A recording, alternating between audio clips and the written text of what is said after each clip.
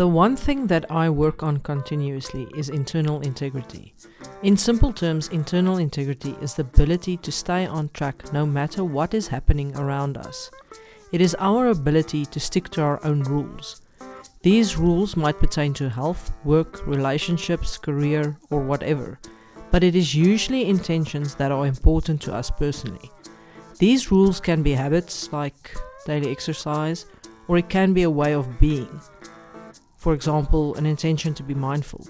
Whatever the case, it is the small but important things that we do daily, weekly, and monthly to lead a meaningful, good life. Internal integrity prevents us from constantly making excuses.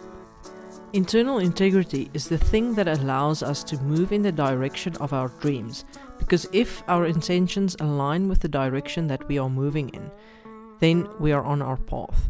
Conversely, if we have intentions to do something but always end up being pulled away from the important actions, then we are not on our path.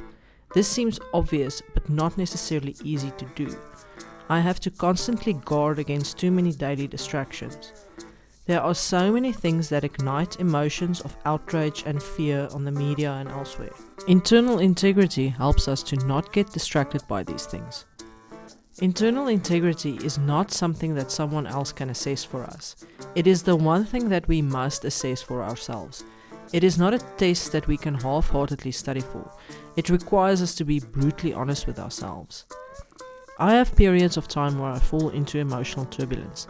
Yes, even after years of dedicated emotional work, this still happens.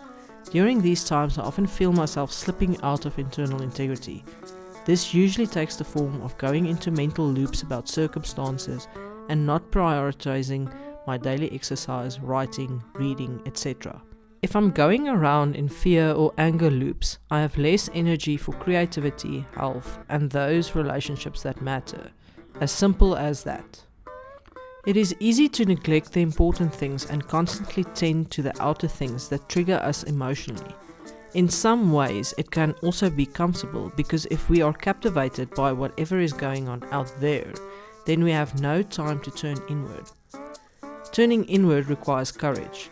It is not always easy to face the discomfort in our own hearts, but when we tend to ourselves and our own pain, we move into internal integrity.